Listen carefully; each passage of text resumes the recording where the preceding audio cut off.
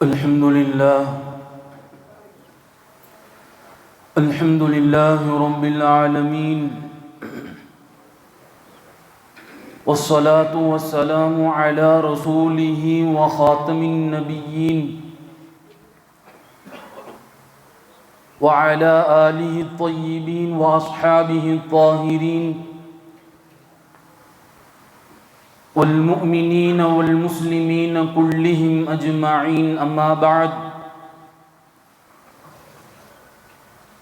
فقد قال الله تبارك وتعالى في القرآن الكريم والفرقان المجيد: أعوذ بالله من الشيطان الرجيم، بسم الله الرحمن الرحيم. أفرأيت من اتخذ إلهه هواه فأضله الله على علم وختم على سمعه وقلبه وجعل على بصره غشاوة ومن يهديه من بعد الله أفلا تذكرون. وقال نبينا وحبيبنا صلى الله عليه وسلم: يا أيها الناس إني أخوف ما أخاف عليكم اثنتان: طول العمل واتباع الهوى، أو كما قال عليه الصلاة والسلام.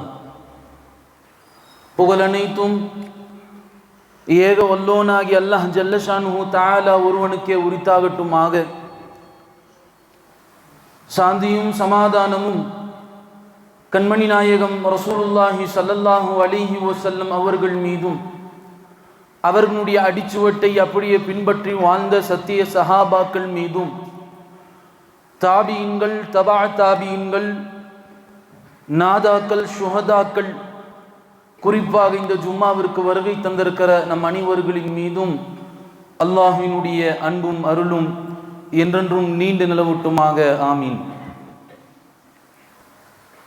கண்ணியத்திற்குரிய அல்லாஹ் நல்லடியார்களே, 7 வானங்களை படைத்தவன் அல்லாஹ், 7 பூமிகளை படைத்தவன் அல்லாஹ், உலகத்திலே மரங்கள் மலைகளை படைத்தவன் அல்லாஹ், செடி கொடிகளை படைத்தவன் அல்லாஹ், மனிதனை படைத்தவன் அல்லாஹ். அந்த மனிதனுக்கு ஈமானை நசீபாக்கியவன் அல்லாஹ், ஈமானை கொடுத்தவன் அல்லாஹ்.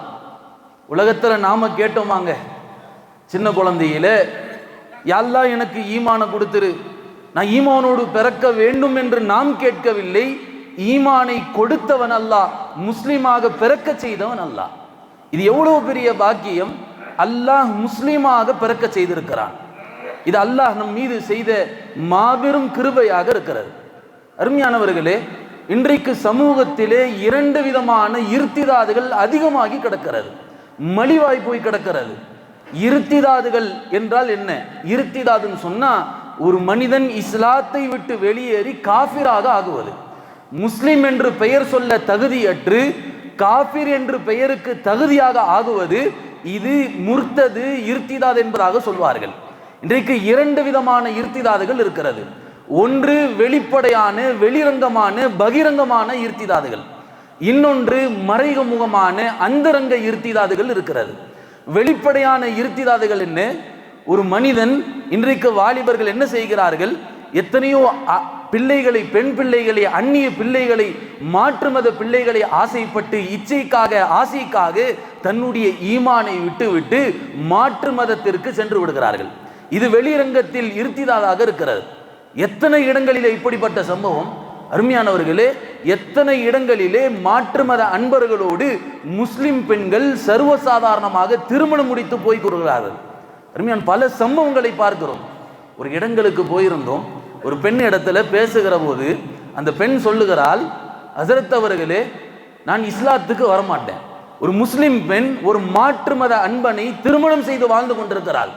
சொல்லப்படுகிறது, இது ஹலாலான வாழ்க்கை அல்ல, இது விபச்சாரமான வாழ்க்கை. எப்பேற்பட்ட விஷயங்களை, சிறப்புகளை எல்லாம் சொல்லப்படுகிறது. அந்த பெண் சொல்லுகிற வார்த்தை என்ன? கோடி ரூபாய் கொடுத்தாலும் நான் இஸ்லாத்துக்கு வரமாட்டேன். ஆசைகளுக்காக வேண்டி, இச்சைகளுக்காக வேண்டி, அற்ப காமத்திற்காக வேண்டி இஸ்லாத்தை விட்டு விட்டு ஒரு பெண் மாற்று மதத்திற்கு செல்லுகிறாள் என்று சொன்னால் இது வெளிரங்கமான இர்திதாதாக இருக்கிறது. ஒரு அந்நிய பெண்ணை ஆசைப்பட்டு விட்டு தன்னுடைய மார்க்கத்தை விடுவது இது வெளிரங்கமான இர்திதாதுகள். அருமையானவர்களே, அந்தரங்க ஈர்த்திதாத். ஒரு முஸ்லிம் என்று பெயர் வைத்துக் கொண்டு ஆனால் சிந்தனை ரீதியாக முர்த்ததாய் போயிட்டான். சிந்தனை ரீதியாக எப்படி உலமாக்கள் சொன்னாங்க, ஹஸரத் அவர்கள் எப்படி இந்த காலத்துல ஹராமலால்லாம் சாத்தியமாகும், ஹராமலால் இந்த காலத்துல எப்படி சாத்தியமாகும்? இன்னைக்கு எதுலையுமே ஹராம் ஹலால பேணி வாழ முடியாதுங்க. இன்னைக்கு எதுலையுமே எங்க பெண்களை ஹிஜாப அணிவிக்க முடியாதுங்க. பெண்களை வீதிக்கு கொண்டு வர வேண்டும். அருமையானவர்களே, விளங்கி கொள்ளுங்கள். எப்போ சமூகம் பெண்களை வீதிக்கு கொண்டு வந்ததோ அன்னைக்கு இந்த உம்மத்து கண்ணியத்தை இழந்துருச்சு. வீதிக்கு வரலாம், பெண்கள் வீதிக்கு வரலாம், பெண்கள் படித்து பெரிய பட்டதாரி ஆகலாம். ஆனால் எதோடு ஹிஜாபை தூக்கி போட்டுட்டு வெளியே வர்றதில்லை, பர்தாவை தூக்கி போட்டுட்டு வெளியே வர்றதில்லை. ஹிஜாபோடு இன்னைக்கு சாதித்து எத்தனையோ பெண்கள் இருக்கிறார்கள். அருமையானவர்களே, ஆக வெளிரங்கத்தில் ஒரு மனிதன் அந்தரங்கத்தில் இருத்தியதாகிறான் எப்போது? சிந்தனை ரீதியாக. இன்னைக்கு காலங்கள்ல ஹராமாலால எப்படி பேண்டது? இன்னைக்கு காலங்கள்ல மார்க்கத்தினுடைய சட்டங்களை எப்படி பேண்டது? இஸ்லாம், நவீன இஸ்லாம் வேணுங்க. அஸ்தகுஃபிருல்லாஹ், இந்த வார்த்தை ஆபத்தானது. நவீன இஸ்லாம். அருமையானவர்களே, இஸ்லாம் கியாமத்து வரைக்கும் ஒண்ணுதான். இந்த மார்க்கத்திலே யாரும் கூட்ட முடியாது, யாரும் குறைக்க முடியாது. நபிக்கு கூட அனுமதி இல்லை. அல்லாஹ்வுடைய தூதர் தேனை தன் மீது ஹராமாக்கி கொண்டாங்க. அல்லாஹ் சொல்லுகிறான், யா அய்யுஹன் நபி லிம துஹர்ரிம், நீங்க யாருங்க ஹராமாக்குறதுக்கு? நபியை பார்த்து அல்லாஹ் கேட்டான். மார்க்கத்திலே அல்லாஹ் எது சட்டமாக இறக்குகிறானோ அந்த சட்டம் கியாமத்து வரைக்கும் சட்டம். நாங்க எங்களால பின்பற்ற முடியல, அது எங்களுடைய குறைபாடு. நாங்க என்ன சொல்லுகிறோம்? இல்லை, இது இந்த காலத்துக்கெல்லாம் சரிப்படாது, இது இந்த காலத்துக்கெல்லாம் தோதுபடாதுங்க. சட்டத்தை மாற்றி அமைக்க நினைக்கிறோம். அருமையானவர்களே, முஸ்லிம் சிந்தனை ரீதியாக முர்த்ததாய் போயிட்டான். ஒரு மனிதன் வெளிப்படையாக முர்த்ததானால் என்ன விஷயமோ அதே போதுதான் சிந்தனை ரீதியாக முர்த்தது என்பது. ரெண்டு பேருக்கும் எந்த வித்தியாசமும் கிடையாது, ரெண்டு பேருக்கும் எந்த வித்தியாசமும் கிடையாது. அப்போ வெளிப்படையான இருத்திதாதுகள் இருக்கிறது.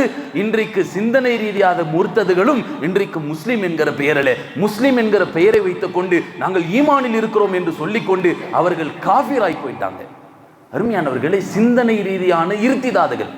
இந்த ரெண்டு வகை இருத்திதாதுகளுக்கும் அடிப்படை காரணம் என்னங்க? ரெண்டு வகை இருத்திதாதுகளுக்கும் அடிப்படை காரணம் ஒரு மனிதன் இத்திபாவுல் ஹவா, மனோ இச்சையை பின்பற்றுறதுதான் அடிப்படையான காரணம். ஒரு பெண் மீது ஆசைப்பட்டு ஒரு வாலிபன், ஒரு முஸ்லிம் வாலிபன் செல்லுகிறான் என்று சொன்னால் இத்திபாவுல் ஹவா, உள்ளம் சொல்லுகிறது அந்த பெண்ணை காதலிச்சு திருமணம் பண்ணிக்க. ஒரு மனிதன், ஒரு முஸ்லிம், இந்த சட்டம் எல்லாம் எங்களால் ஏற்றுக்கொள்ள முடியாது என்பதற்கு சொல்லுகிறான் என்று சொன்னால் அவனுடைய உள்ளம் ஒத்து போகல. இத்திபாவுல் ஹவா, உள்ளம் என்ன சொல்லுகிறதோ அதை கொண்டு மனிதன் செயல்படுகிறான், அவன் வாழ்க்கையிலே நாசமாகி விடுகிறான். அருமையானவர்களே, பெருமானார் ஸல்லல்லாஹு அலைஹி வஸல்லம் சொன்னாங்க, ஸலாசுன் முஹ்லிகாத், மூணு விஷயம் உங்களை அழிச்சிரும் சொன்னாங்க. மூன்று விஷயம் டேஞ்சர், உங்களை க்ளோஸ் பண்ணிரும், ஆளை க்ளோஸ் பண்ணிரும். நீங்க முஸ்லிமா மூத்தாக மாட்டீங்க, முர்த்ததா மூத்தா போவீங்க. மூணு விஷயம் சொன்னாங்க. அதுல ஒன்னு சொன்னாங்க பெருமானார் ஸல்லல்லாஹு அலைஹி வஸல்லம், யார் மனோ இச்சையை பின்பற்றுவானோ அவன் முர்த்ததா மூத்தா போவான். யார் மனோ இச்சையை மனம் சொல்லுகிறபடி வாழுவானோ அது ஆபத்தானது, அது டேஞ்சர் என்பதாக அல்லாஹ்வுடைய தூதர் சொன்னாங்க. பயப்படுகிற என்பதாக சொன்னாங்க. மூணு விஷயம் மனிதனை அழித்து விடும் என்பதாக அல்லாஹ்வுடைய தூதர் சொல்லி காட்டினாங்க. அருமையானவர்களே, பெருமானார் ஸல்லல்லாஹு அலைஹி வஸல்லம் ஒரு குத்பாவில் சொன்னாங்க, யா அய்யுஹன்னாஸ், சஹாபாக்களை பார்த்து சொன்னாங்க, யா அய்யுஹன்னாஸ், என்னுடைய அருமை தோழர்களே, என்னுடைய சஹாபாக்களே, இன்னி அஹ்வஃபு மா அஹாஃபு அலைக்கும் இஸ்னதான், இரண்டு விஷயங்களே பின்வரக்கூடிய சமூகத்தில் நான் அதிகம் பயப்படுறேன்னு சொன்னாங்க. பெருமானார் பயப்படுறேன்னு சொன்னதுக்கு அப்புறம் வேற என்னங்க இருக்க முடியும்? நபி பயப்படுறேன்னு சொல்லிட்டாங்கன்னா அது எங்களுக்கு ஆபத்தானது.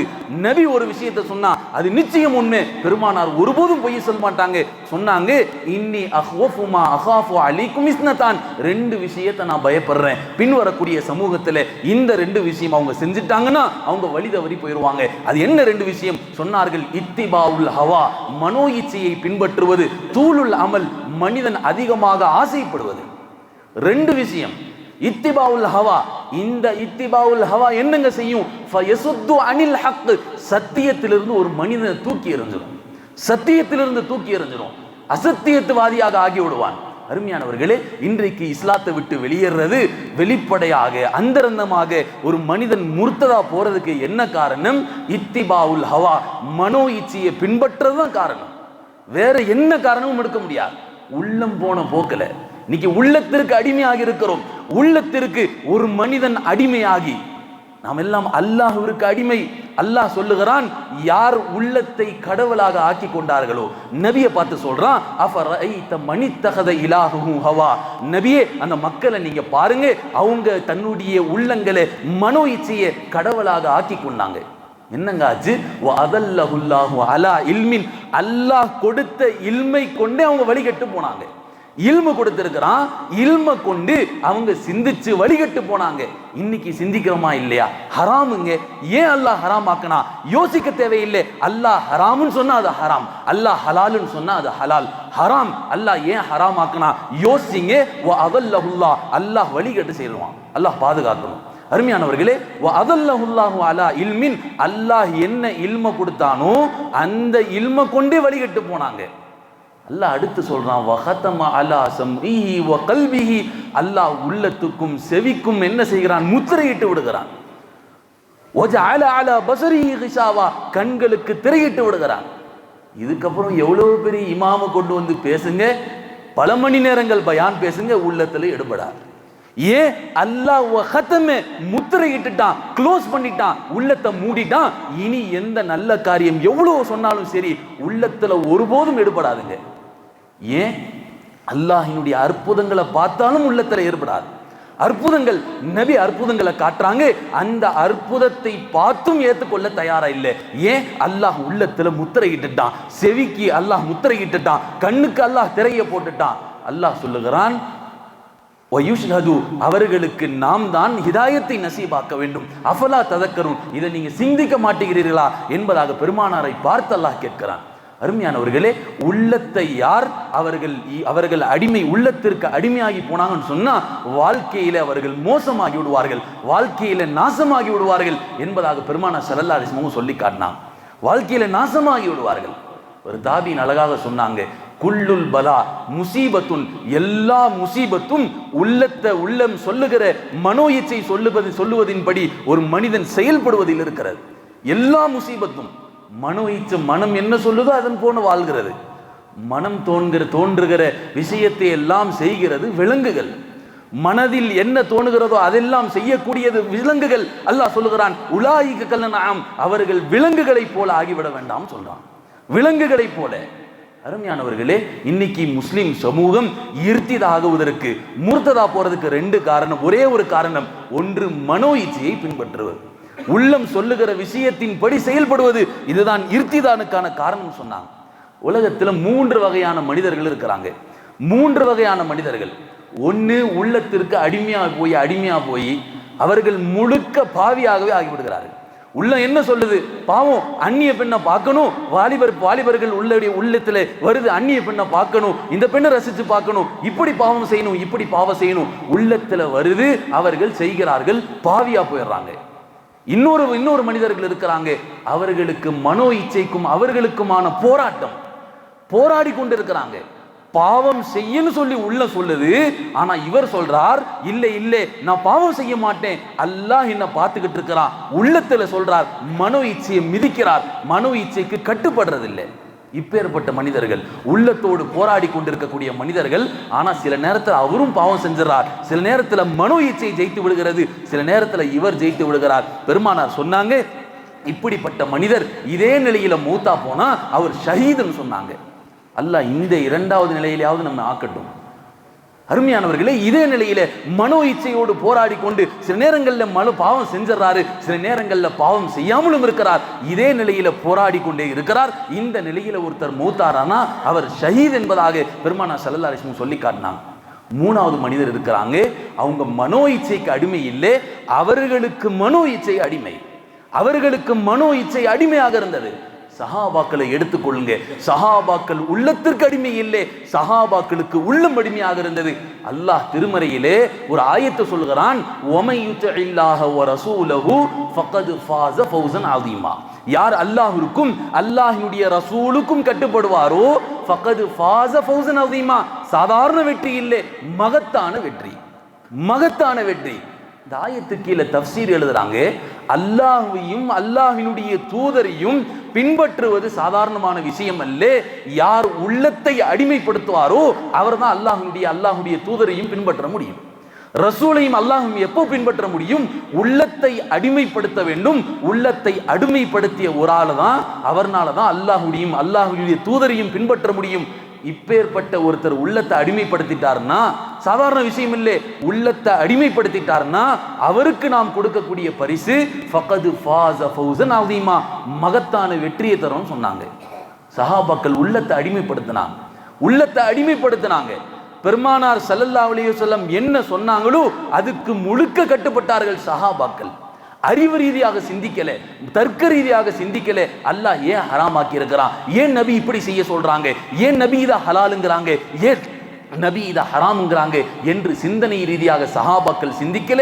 அல்லாஹ் சொல்லிட்டான், ரசூல் சொல்லிட்டார்கள், உடனே நாம் செய்ய வேண்டும் என்பதாக செஞ்சாங்க. அருமையானவர்களே, இதுதான் சஹாபாக்களுடைய நிலை. ஒரு சஹாபி பெருமானார் ஸல்லல்லாஹு அலைஹி வஸல்லம் அவருடைய மஜ்லிஸுக்கு வந்தார். அந்த சஹாபியினுடைய கையிலே தங்க மோதிரம் இருக்கு. இன்னைக்கு எத்தனையோ மாமன்மார்கள் மருமகனுக்கு தங்க மோதிரத்தை அன்பளிப்பா கொடுக்கறாங்க. நபி ஹராம்னு சொன்னாங்க. அந்த ஹராம கொடுத்து நீ திருமணம் முடிச்சு வச்சனா அந்த திருமணத்துல ஒரு பரக்கத்தும் இருக்காது. அருமையானவர்களே, நபி சொன்னாங்க தங்க மோதிரம் அணிவது ஹராம், பட்டாடை அணிவது ஹராம். பெருமானார் சொன்னாங்க, அந்த சஹாபிக்கு பாவம் தெரியல, வந்துட்டார் மஜ்லிஸுக்கு மோதிரத்தோடு. பெருமானார் ஸல்லல்லாஹு அலைஹி வஸல்லம் சஹாபியுடைய கையை பார்த்தாங்க, மோதிரத்தை பிடுங்கி அல்லாஹ்வுடைய தூதர் தூக்கி எறிஞ்சிட்டாங்க. இப்போ அந்த சஹாபி பெருமானார் ஸல்லல்லாஹு அலைஹி வஸல்லம் தூக்கி எறிஞ்சிட்டாங்க, ஒருபோதும் அதை போய் தொடல. சஹாபாக்கள் கேட்டாங்க, எங்க எடுத்துக்கலாமே, நம்முடைய உள்ளமா இருந்தா என்ன சொல்லணும், தங்குங்க, என் மனைவிக்கு கொடுத்துருவேன், இல்லை என் மகளுக்கு கொடுத்துருவேன், இல்லை என் பேத்திக்கு கொடுத்துருவேன், யாருக்காவது கொடுத்துருவேன், தங்குங்க, அது வீணாக்க முடியாது. சஹாபாக்கள் கேட்டாங்க, எடுத்திருக்கலாமே. அந்த சஹாபி சொன்னாங்க, நபி எப்போது அதை ஹராம்னு சொல்லி என் கையில இருந்து தூக்கி எறிஞ்சிட்டாங்களோ அதை எடுப்பது எனக்கு ஹராம்னு சொன்னாங்க. என் கையில இருந்து எப்போ அது ஹராம்னு சொல்லி பெருமானார் வெறுத்து தூக்கி எறிஞ்சாங்களோ அது என் மனைவிக்கு கொடுப்பதும் ஹராம், என் மகளுக்கு கொடுப்பதும் ஹராம், என் பேத்திக்கு கொடுப்பதும் ஹராம் என்பதாக சஹாபாக்கள் உள்ளத்துல பக்குவப்பட்டு இருந்தாங்க. அல்லாஹ் ரசூலுக்கு கட்டுப்பட்டாங்க. இன்னைக்கு உள்ளத்துல பக்குவப்படலே, உள்ளம் மனோ இச்சையின்படி நாம் கேட்டு வாழ்ந்து கொண்டிருக்கிறோம். அதனால என்னங்க இன்னைக்கு ஹராம் ஹலால்னா பேணி நடக்க முடியுமா? இன்றைய காலங்களில் ஹராம் ஹலால்னா பேணி நடக்க முடியுமா? பேணி வாழ முடியுமா? லோன் இல்லாம வாழ முடியாதுங்க. இன்னைக்கு பேங்கினுடைய தேவை இல்லாம நம்ம வாழ முடியாதுங்க என்கிற நிலைக்கு நம்முடைய உள்ளங்கள், நம்முடைய சிந்தனைகள் மூர்த்ததாய் போய் கிடக்கிறது. அருமையானவர்களே, சிந்திக்க கடமைப்பட்டிருக்கிறோம். ரெண்டு பேருக்கும் எந்த வித்தியாசமும் இல்லை. ஒருத்தன் இஸ்லாத்தை விட்டு வெளியே போய் காஃபிர் ஆயிட்டான், ஒருத்தன் சிந்தனை ரீதியா முர்த்ததாயிட்டான். ரெண்டு பேருக்கும் எந்த வித்தியாசமும் இல்லை. அருமையானவர்களே, இன்னைக்கு என்ன செய்கிறார்கள், சிந்தனை ரீதியாக முர்த்தது, கண்ணுக்கு எதிர தெரிகிறது, ஒரு ஹராம் வருகிறது, ஆனால் மனோ இச்சை சொல்லுகிறது ஹராம செய்யலான்னு சொல்லி ஹராம செய்யலாம். அருமையானவர்களே, மூன்றாவது மனிதர் சொன்னாங்க, ஒரு மனிதன் மனோ இச்சைக்கு அடிமைப்பட்டு போன மனிதன்.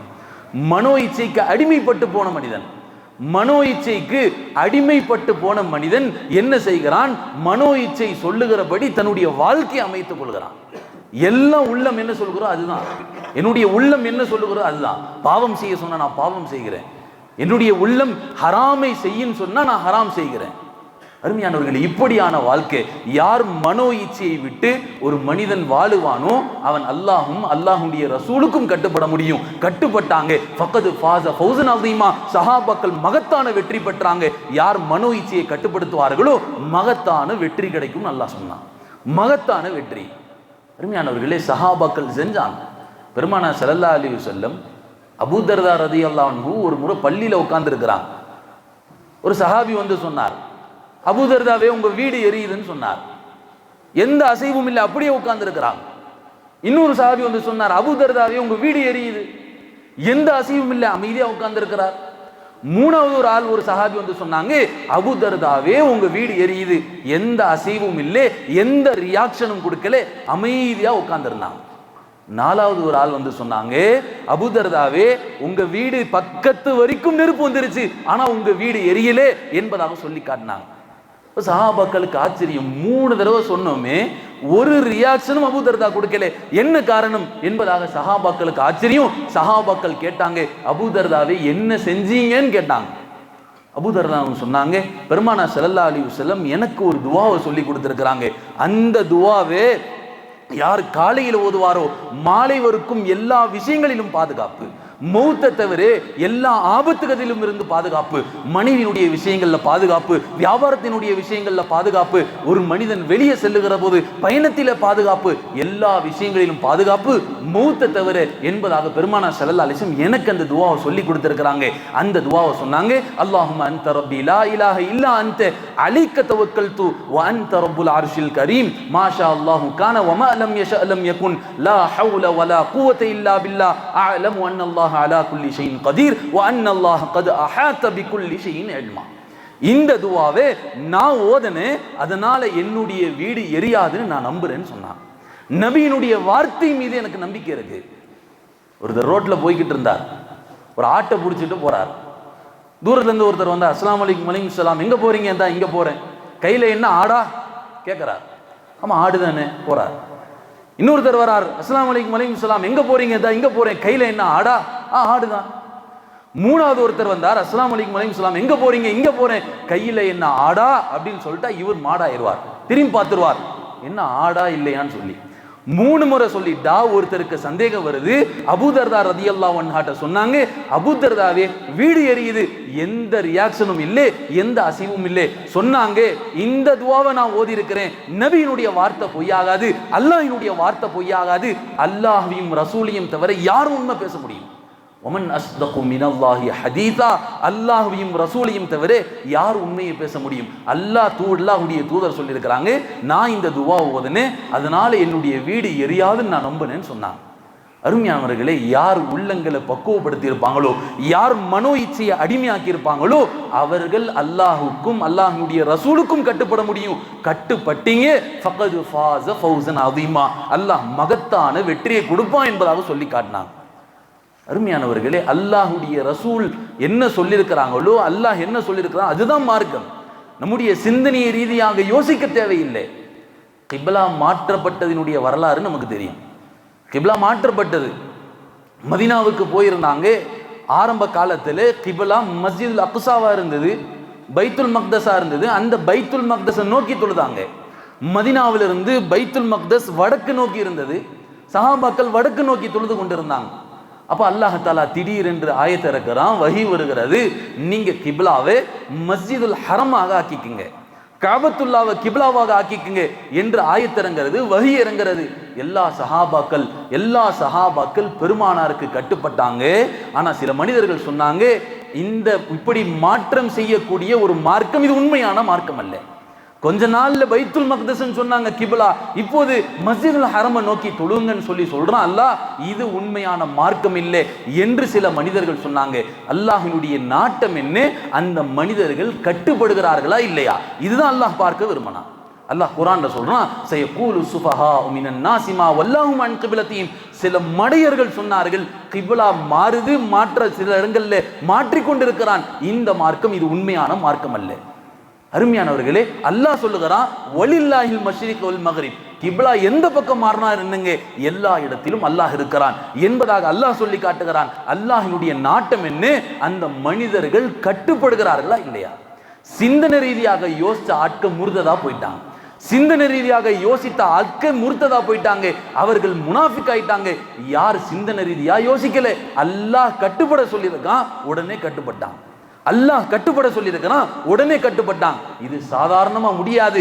யார் மனோ இச்சையை அடிமைப்படுத்துவார்களோ அவங்கனாலதான் முடியும். மனோ இச்சையை நீங்க அடிமைப்படுத்தினீங்க, ஃபகது ஃபாஸ ஃபௌஸன் அதீமா, மகத்தான வெற்றி இருக்கிறது என்பதாக அல்லாஹ் சொல்லி காட்டுகிறான்.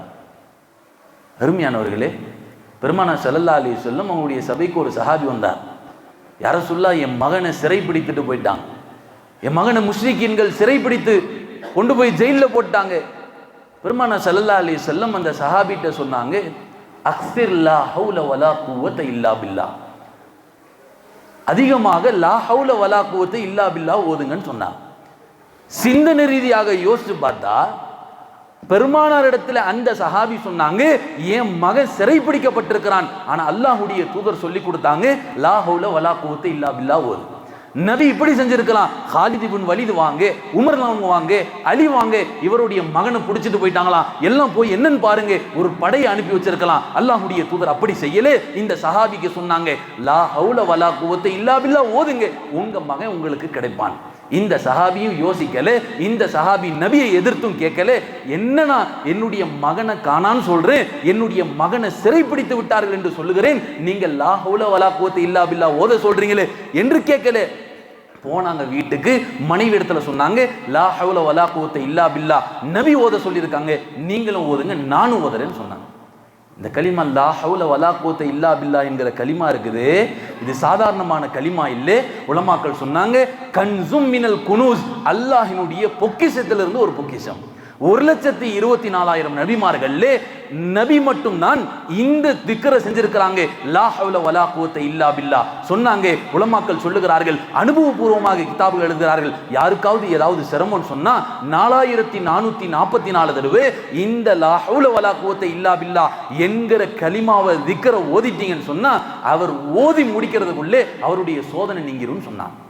ஓதி முடிக்கிறதுக்குள்ள சோதனை நீங்கிரும். கன்சும் மினல் குனூஸ், அல்லாஹ்வினுடைய பொக்கிஷம். இப்ப இவர் போனாரு, வீட்டுக்கு போனார், மனைவி இடத்துல சொன்னார், நீயும் ஓது, நானும் ஓதுறேன், ஓதிக்கொண்டே இருந்தார்.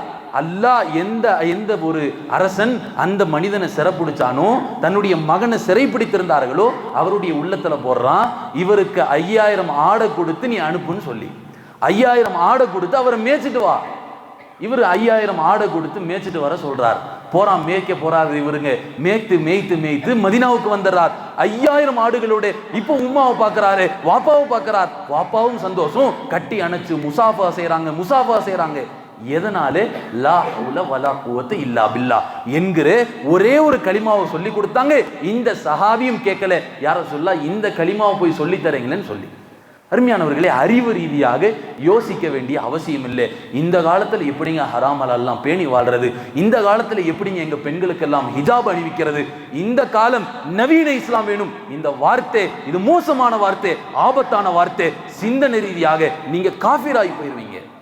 அருமையானவர்களே, இஸ்லாம் கியாமத்து வரைக்கும் ஒரே இஸ்லாம் தான், கியாமத்து வரைக்கும் ஒரே ஆயத்து தான். நீங்க குர்ஆனை ஆராய்ந்து பார்த்தா தெரியும், இன்ன வரைக்கும் உலகத்திலே என்னெல்லாம் நடக்குதோ அத்தனை விஷயங்களும் அல்லாஹ் தெளிவாக குர்ஆன்ல சொல்லியிருக்கிறான். ஒவ்வொரு ஆயத்துக்கு பின்னாடியும் இன்னைக்கு உள்ள வாழ்க்கைக்கு அப்படியே பொருத்தமாகும். ஏதாவது ஒரு ஆயத்து பொருத்தம் இல்லைன்னு சொல்லிடவே முடியாது. என்ன மனிதர்கள் செய்கிறார்களோ அப்படியே பொருத்தமாகும். இதுதான் அல்லாஹ் குர்ஆனை இறக்கி இருக்கிறான், ஷரியத்தை கொடுத்திருக்கிறான். இந்த ஷரியத்து சுன்னத்து படி பின்பற்றுவது சாதாரணமான விஷயம் இல்லை. யார் மனோ இச்சையை அடக்குவார்களோ, உள்ளத்தை அடிமைப்படுத்துவார்களோ, அவர்களால தான் பின்பற்ற முடியும். யார் பின்பற்றிட்டாங்க, அல்லாஹ் சொல்லுகிறான், ஃபக்கது ஃபாஸ ஃபௌஸன் அதீமா, உங்களுக்கு மகத்தான வெற்றின்னு சொல்லி. அருமையானவர்களே, உள்ளத்தை அடிமையாக்கணும். உள்ளத்துக்கு அடிமையாக கூடாது, நாம உள்ளத்துக்கு அடிமையாயிடக்கூடாது, உள்ளம் நமக்கு அடிமையாக இருக்கணும். உள்ளத்துக்கு அடிமையாயிட்டும் முஹ்லிகாத்துன் 3 விஷயங்கள் உங்களை அழித்து விடும் சொன்னாங்க. அதுல இத்திபாவுல் ஹவா, உள்ளத்தை அடிமைப்படுத்துவது, நீங்கள் உள்ளத்திற்கு அடிமையாகுவது, இது உங்களை அழிச்சிடும் சொல்லி சொன்னாங்க. வல்ல ரஹ்மான் இந்த விஷயங்களை விளங்கி அல்லாஹ்விற்கு முழுமையாக, அல்லாஹ்வினுடைய ரசூலுக்கும் கட்டுப்பட்டு வாழ்ந்து மரணிக்கக்கூடிய, ஈமானோடு மௌத்தாகக்கூடிய நல்பாக்கியத்தை அல்லாஹ் தஆலா நம் அனைவர்களுக்கும் தந்தருள்வானாக. வாஹிரு தஅவானா அல்ஹம்துலில்லாஹி ரப்பில்